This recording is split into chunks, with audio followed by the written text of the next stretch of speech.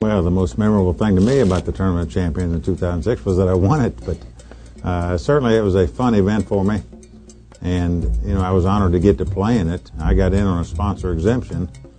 PartyPoker.net was a big sponsor of the World Series last year, and they had an exemption, so I got to play for them and went on to win the tournament. So because of my past in creating the original Tournament of Champions of Poker, it was very special to win the World Series of Poker Tournament of Champions. Well, I wanted to create an event in poker where you just couldn't come up and buy your way into the tournament. I wanted a tournament that was patterned after the Tournament of Champions of Golf, where you have to win an event on the PGA Tour during the calendar year before you're eligible to play in the Tournament of Champions of Golf. So I set up an event in poker where you had to win a poker tournament during that calendar year or be a former World Series of Poker winner to be eligible to play in the Tournament of Champions of Poker. And, I also created an event that wasn't just no limit hold'em. It was multiple games against multiple champions to determine the ultimate champion is essentially what I created. And many players said, oh, it'll never work multiple games, people won't play it, and all this and that. We played stud and Omaha high-low split and limit hold'em before we got to no limit hold'em. But it turns out we had tremendous turnout. It was a very successful event. I still believe it's the most prestigious event in the history of poker, even though I created it. Unfortunately, it was ahead of its time. It was ahead of this poker explosion. I never made money with it, but truthfully, it led to me my positions with Party Gaming and PartyPoker.com and with the World Poker Tour. So had I not created that Tournament of Champions of Poker, who knows where I'd have been today. I'd have still been out just playing poker every day for a living. Well, it was a great honor for me, and what made it especially fun for me, when we got down to the final three players, it was the defending champion, Mike Matusow, Daniel Negreanu, the Player of the Year, and certainly one of everybody's favorite players, and me. So beating this caliber of competition to earn this title made it even more special. I went into the final table in 7th chip position.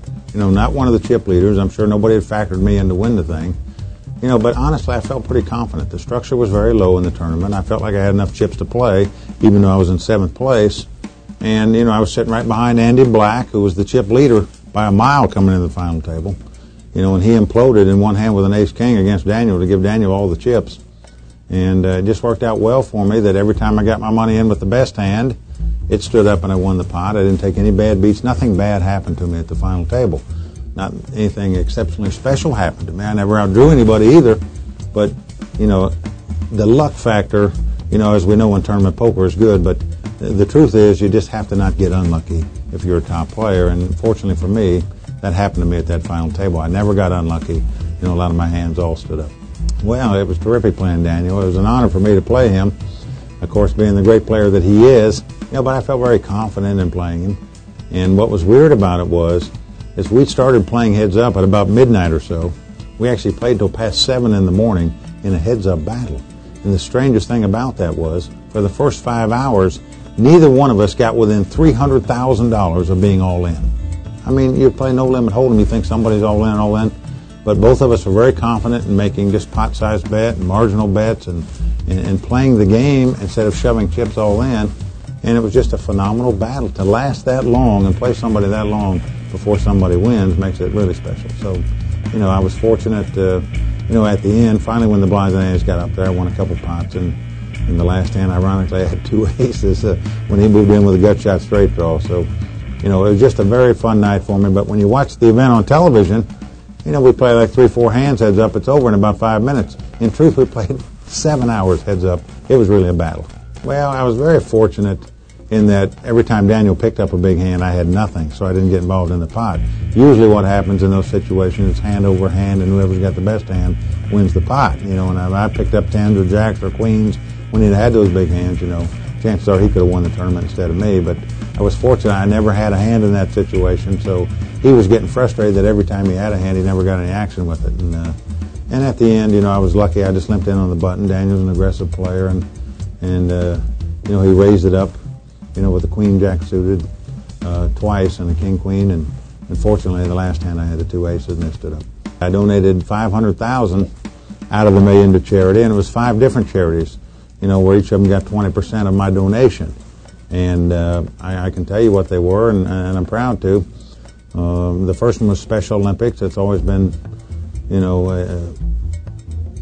very it's special to me to watch people that work with Special Olympians, and if you ever go to a Special Olympics, it's very heartwarming and throbbing, and I admire the work they do, so I wanted to donate some to those people.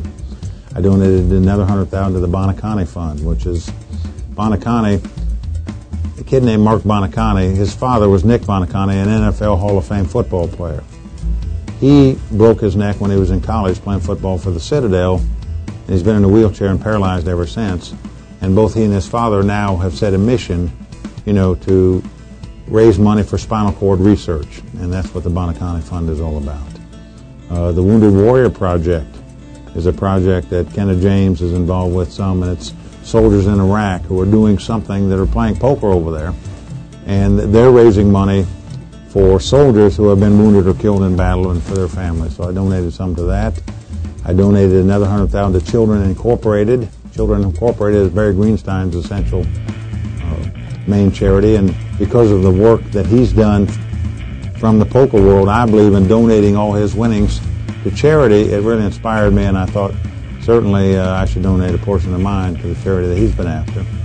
And the last one is the Paralyzed Veterans of America, which has always been special to me for a number of years. And I'm a vet myself, and I really appreciate, people that, go to battle for our country and serve their country, and then when they come back paralyzed and wounded, this is very special to me. In fact, I'm going to be involved this fall with the Paralyzed Veterans of America, putting on a big charity event, hopefully to raise money for the paralyzed vets.